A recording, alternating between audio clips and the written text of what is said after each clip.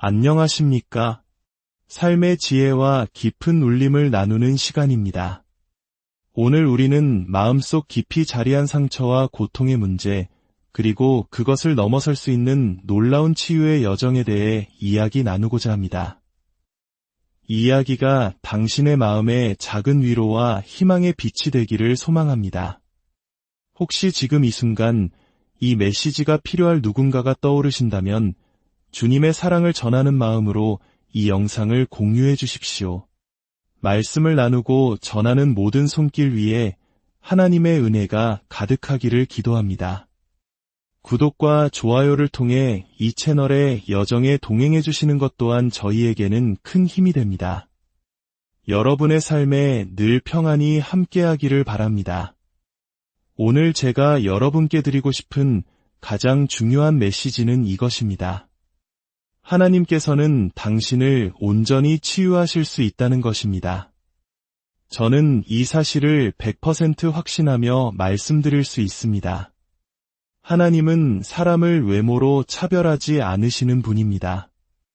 만약 이 세상에 단 한 사람이라도 상처로부터 구원받고 자유를 얻었다면 바로 당신을 포함한 모든 사람이 구원받고 자유로워질 수 있다는 증거입니다. 당신의 어떤 아픔이든 어떤 상처든 하나님께서는 치유하실 수 있습니다. 그러니 더 이상 자신의 처지를 비관하며 시간을 낭비하지 마십시오. 자기 연민은 우리를 과거의 상처 속에 더욱 깊이 가두는 늪과 같습니다. 때로 우리는 주변 사람들에게서 동정과 위로를 구하려 하지만 진정한 치유는 그곳에서 시작되지 않습니다. 오히려 끝없는 자기 연민은 우리 안에 반항심과 분노를 키울 뿐입니다. 진정한 치유의 첫걸음은 나는 나아지겠다고 스스로 결심하는 데서 시작됩니다. 마가복음 8장 34절에서 예수님은 무리를 불러 이렇게 말씀하셨습니다. 누구든지 나를 따라오려거든 자기를 부인하고 자기 십자가를 지고 나를 따를 것이니라. 이 말씀은 매우 중요한 진리를 담고 있습니다. 바로 자기 자신에게만 몰두하는 삶에서 벗어나라는 것입니다. 자신의 행복만을 위해 모든 시간을 사용하는 대신 당신의 삶 전체를 하나님께 온전히 맡겨보십시오.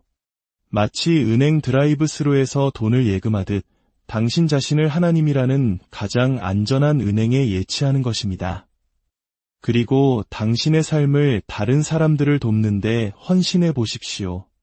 물론 이 말이 두렵게 들릴 수 있습니다. 나도 지금 도움이 절실한데 어떻게 다른 사람을 도우라는 말인가? 라고 생각할 수 있습니다. 하지만 믿으십시오.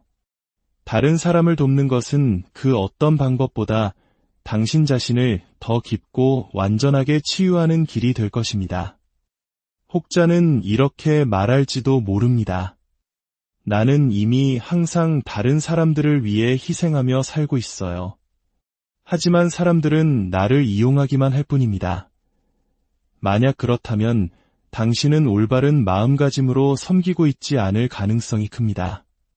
저는 모든 사람의 발판이 되라는 말씀을 드리는 것이 아닙니다. 진정한 섬김은 하나님께서 주신 마음으로 사랑으로 행하는 것입니다. 하나님께서는 아브라함에게 이렇게 약속하셨습니다. 내가 내게 복을 주어 너를 복의 근원이 되게 하리니 이는 우리가 받은 축복을 다른 사람들에게 흘려보내는 통로가 되어야 함을 의미합니다. 그러므로 우리가 무엇보다 깊이 배우고 연구해야 할 것은 바로 사랑입니다. 상처 속에서 벗어나는 또 하나의 중요한 깨달음은 고통받는 사람이 나 혼자가 아니라는 사실을 인지하는 것입니다. 제가 어린 시절 겪었던 그 모든 고통과 학대보다 더 끔찍한 일을 겪은 분들이 이 자리에 분명 계실 것입니다. 아무리 깊은 절망 속에 있다 해도 세상에는 나보다 더 큰 아픔을 겪는 사람이 항상 존재합니다. 진정으로 치유받고 싶다면 다른 사람의 회복을 위해 씨앗을 심으십시오. 다른 이들을 위한 봉사에 참여하고 하나님 나라의 일을 위해 당신의 것을 나누십시오. 네, 당신의 재물을 하나님 나라를 위해 드리는 것을 포함해서 말입니다. 오늘날 많은 사람들이 헌금에 대해 이야기하는 것을 꺼립니다. 사람들의 마음을 불편하게 할 수 있기 때문입니다. 하지만 세상 어디를 가든 우리는 돈에 대한 이야기를 듣습니다. 식당에 가도 상점에 가도 돈을 요구받습니다. 하물며 영원한 가치를 위해 우리의 것을 나누는 일이 왜 불편하게 여겨져야 할까요? 악마를 가장 분노하게 만드는 것은 바로 당신이 다른 사람을 축복하는 것입니다. 선을 행함으로써 악을 이기는 것, 이것이 바로 하나님 나라의 원리입니다. 삶이 고통스러울 때 당신의 문제로부터 도망치지 마십시오. 성경에는 자신의 문제로부터 도망쳤던 여러 인물이 등장합니다.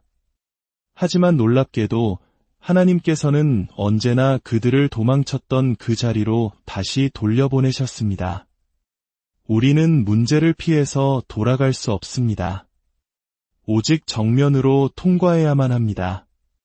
창세기 16장에 등장하는 하갈을 보십시오. 여주인 사라의 아이디로 남편 아브라함의 아이를 임신하게 된 하갈은 교만한 마음을 품게 되었고 사라의 학대를 견디다 못해 광야로 도망쳤습니다. 성경에서 문제로부터 도망친 사람들은 대부분 사막이나 광야, 즉 황량하고 메마른 곳에 이르게 됩니다. 그때 주님의 천사가 하갈에게 나타나 물었습니다. 내가 어디서 왔으며 어디로 가느냐? 하갈이 대답했습니다. 나는 내 여주인 사례를 피하여 도망하나이다. 그러자 천사가 말했습니다. 내 여주인에게로 돌아가서 그 수하에 복종하라. 이해가 되십니까? 나를 학대하는 사람에게 돌아가 복종하라고요? 네, 그것이 바로 하나님의 명령이었습니다. 모세 역시 마찬가지였습니다. 그는 이집트에서 동족을 구원해야 한다는 소명을 느꼈지만 하나님의 때보다 앞서 나갔습니다. 이집트 사람을 죽인 일이 발각되자 그는 두려움에 떨며 미디안 광야로 도망쳤습니다. 하나님께서 그에게 도망치라고 명하지 않으셨습니다. 그 스스로 도망친 것입니다. 그리고 40년이라는 긴 세월이 흐른 뒤 하나님께서는 그를 다시 이집트로 돌려보내셨습니다. 저 또한 18살에 집을 떠나면서 이제 드디어 내 모든 문제가 끝났다고 생각했습니다. 하지만 그것은 큰 착각이었습니다. 저는 집을 떠났지만 제 영혼 속에 깊이 뿌리박힌 문제까지 함께 가지고 나왔던 것입니다. 그 문제는 제 모든 행동과 태도에서 드러났습니다. 하지만 깨달음의 순간이 찾아왔습니다. 우리가 겪어야 할 과정을 온전히 통과하고 나면 비로소 우리는 돌아설 수 있습니다. 그리고 과거의 나와 같이 고통받는 다른 사람들의 손을 잡고 그들이 그 어두운 터널을 통과하도록 도울 수 있습니다. 오늘 제가 여기서 하고 있는 일이 바로 그것입니다. 하나님께서 제게 행하신 일을 여러분께 전하는 것, 그리고 여러분이 원한다면 하나님께서 당신에게도 똑같은 일을 행하실 것이라고 말씀드리는 것입니다. 저는 과거 저에게 끔찍한 학대를 가했던 가족과 다시 마주해야 했습니다. 수년간 그 일은 우리 가족 모두에게 금기어였습니다.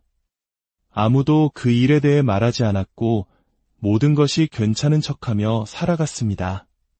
하지만 하나님께서는 제게 말씀하셨습니다. 언젠가 내가 그와 마주해야 할 때가 올 것이다. 그리고 마침내 그 시간이 왔을 때 저는 온몸을 떨며 그 앞에 앉아 입을 열었습니다. 당신이 저에게 했던 일에 대해 우리는 이야기해야 해요.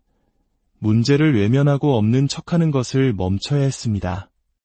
저는 그 문제를 정면으로 마주해야만 했습니다. 하나님께서는 제가 도망쳤던 수많은 과거의 상처들로 저를 다시 이끄셨습니다. 요나 선지자도 도망쳤습니다. 하나님께서 그에게 악한 도시 니느웨로 가서 심판을 선포하라고 명하셨을 때 요나는 그들을 너무나 미워한 나머지 그들이 회개하는 것을 원치 않았습니다. 그래서 그는 하나님의 명령과는 정반대 방향인 다시스로 가는 배에 올랐습니다. 혹시 이 자리에 하나님께서 가라고 명하신 길과는 정반대 방향으로 가고 있는 분이 계십니까? 요나의 이야기는 우리 모두가 잘 알고 있습니다. 그가 탄 배는 거대한 폭풍을 만났고 선원들은 제비를 뽑아 재앙의 원인이 요나에게 있음을 알게 되었습니다. 요나는 자신을 바다에 던지면 바다가 잠잠해질 것이라고 말했습니다. 그가 바다에 던져졌을 때 하나님께서는 이미 거대한 물고기를 예비해 두셨습니다. 요나는 물고기 뱃속에서 그 끔찍한 악취와 어둠 속에서 마침내 회개했습니다. 그러자 하나님께서는 물고기에게 명하여 그를 육지에 토해내게 하셨습니다. 그리고 다시 말씀하셨습니다. 니느웨로 가라. 사랑하는 여러분, 하나님께서는 당신에게 명하신 것에 대해 결코 마음을 바꾸지 않으실 것입니다. 만약 당신이 누군가에게 분노하고 있다면 그 분노가 아무리 정당하게 느껴지더라도 하나님께서는 우리에게 용서하라고 명령하십니다. 당신이 용서하기 전까지는 당신의 삶은 한 걸음도 앞으로 나아갈 수 없습니다. 용서는 당신이 치유받기 위해 반드시 거쳐야 할 첫 번째 관문입니다. 당신이 누군가를 미워하는 마음을 품고 있다면 당신의 기도는 상달되지 않을 것입니다. 그러니 내려놓으십시오. 그 모든 원망과 분노를 놓아버리십시오. 선지자 엘리야도 도망쳤습니다. 바알 선지자 400명을 쳐부순 위대한 승리의 바로 다음 날 그는 이세벨 여왕이 자신을 죽이려 한다는 소식을 듣고 두려움에 사로잡혔습니다.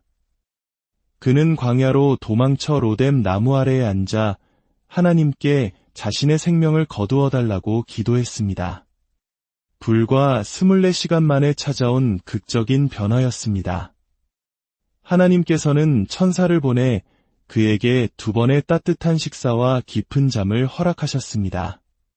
그리고 그를 다시 그의 길로 보내셨습니다. 때로 우리에게 필요한 것은 거창한 해결책이 아니라 따뜻한 식사와 편안한 휴식일지도 모릅니다. 매일 아주 잠시라도 스마트폰을 내려놓고 고요히 침묵하는 시간을 가져보십시오. 처음에는 5분이라도 좋습니다. 조용히 귀 기울여 보십시오. 하나님께서는 소리치지 않으시고 속삭이시는 분입니다. 당신의 남은 인생을 당신에게 진 빚을 갚을 능력도 없는 사람에게서 무언가를 받아내려 했으며 허비하지 마십시오. 과거에 다른 사람들이 제게 입힌 상처에 대한 보상을 제 남편에게서 받으려고 했던 저처럼 말입니다. 마태복음 18장에서 주인에게 엄청난 빚을 졌지만 갚을 능력이 없었던 종의 이야기를 읽으며 저는 큰 깨달음을 얻었습니다. 그 누구도 제 과거의 상처를 대신 갚아줄 수 없다는 사실을 말입니다. 하지만 하나님께서는 하실 수 있습니다. 하나님께서는 당신의 과거의 모든 고통에 대해 갑절의 축복으로 갚아주신다고 약속하셨습니다. 제가 지금 살고 있는 삶이 바로 그 증거입니다. 하지만 그 축복의 자리에 이르기까지 저는 도망치는 것을 멈춰야 했습니다. 자기 연민을 버려야 했습니다. 남을 탓하는 것을 그만두어야 했습니다. 그리고 일어나 제 삶의 문제들을 정리하고 제 자신을 잊고 다른 사람들을 돕기 시작해야 했습니다. 이 여정은 하룻밤 사이에 끝나지 않을 것입니다. 하지만 당신은 점차 조금씩 나아질 것입니다. 가야 할 길이 얼마나 먼지 보며 좌절하는 대신 지금까지 걸어온 길과 이룬 성장에 대해 기뻐하고 감사하십시오. 모든 작은 진전을 축하하십시오. 히브리서 10장 30절은 말합니다. 원수 갚는 것이 내게 있으니 내가 갚으리라. 누군가 당신에게 빚을 졌다면 하나님께서 반드시 받아내실 것입니다. 그러니 이제 남을 탓하는 것을 멈추고 앞으로 나아가십시오. 우리의 싸움은 혈과 육에 대한 것이 아니라 이 어둠의 세상 주관자들과 하늘에 있는 악의 영들에 대한 것입니다. 악마에게 복수할 수 있는 유일한 방법은 로마서 12장 21절에 기록되어 있습니다. 악에게 지지 말고 선으로 악을 이기라. 악마가 당신을 상처 입힐 때 당신은 다른 사람에게 선을 행하십시오. 이것이 바로 세상의 방식과는 정반대인 하나님 나라의 원리입니다.